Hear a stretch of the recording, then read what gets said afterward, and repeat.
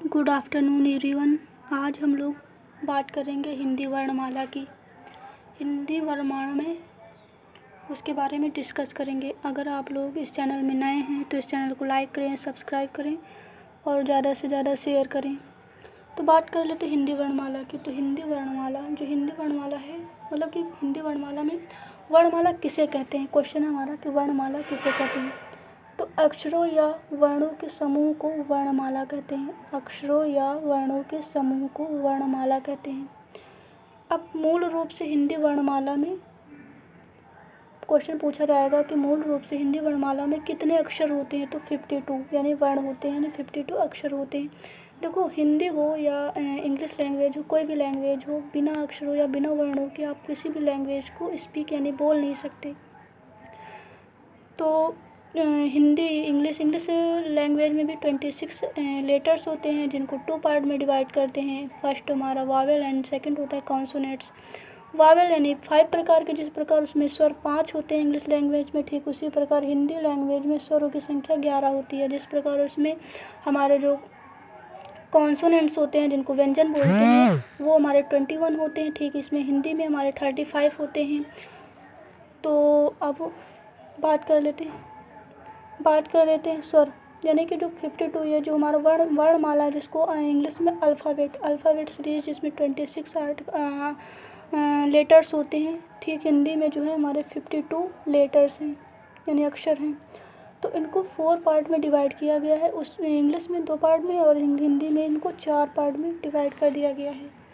First होता है हमारा स्वर, सेकेंड है व्यंजन, थर्ड है हमारा संयुक्त व्यंजन और फोर्थ है अनुस्वर।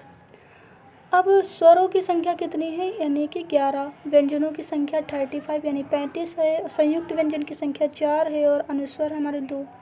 अब अक्सर एग्जाम में पूछा जाता है क्वेश्चन कि स्वरों की संख्या हिंदी वर्णमाला में कितने स्वर होते हैं। तो 11 स्वर।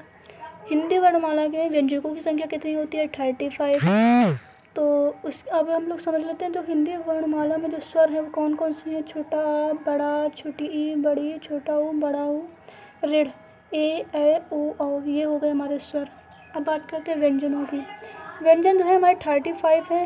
देखो, का वर्ग यानी कि जो का की रो है, यानी का, खा, गा, घा, अंगा। चा की रो यानी चा वर्ग, चा, छा, जा, झा, इया। टा वर्ग यानी जो टा की रो है, यानी जो लाइन है, यानी पंक्ति है, टा, ठा, डा, ढा, अड़ा। ता वर्ग यानी ता, था, दा, धा, ना। पा वर्ग यानी पा, फा, बा, भा, मा। अब ये हो गए हमारे व्यंजन। अंतस्थ व्यंजन कौन कौन से होते हैं, अगर क्वेश्चन में आपसे पूछ दिया है कि अंतस्थ व्यंजन कौन से, तो या, रा, ला, वा। या, रा, ला, वा यानी कि जो हमारे अंतस्थ व्यंजन होते हैं। उसके बाद हमारा ऊष्म व्यंजन, शाखा, साहा, ये ऊष्म व्यंजन हो गए। अगर बात करते हैं संयुक्त व्यंजन की। संयुक्त व्यंजन 4 प्रकार के होते हैं, छ, त्रंग, ज्ञ, स्रा, ये संयुक्त व्यंजन है। और अनुस्वर हमारे 2 होते हैं, अंक, आह, ये हमारे 2 अनुस्वर हैं। तो आई होप आप लोग ये हिंदी वर्णमाला के बारे में समझ होंगे। ये हमारा स्ट्रक्चर है। अब हम लोग इनको बारी बारी से इनके बारे में नेक्स्ट वीडियो में जानेंगे कि स्वर कितने प्रकार के होते हैं, स्वर्ण को कितने पार्ट में बांटा गया है, व्यंजनों को वो कौन कौन से होते हैं जो अक्सर एग्जाम में क्वेश्चन पूछे जाते हैं।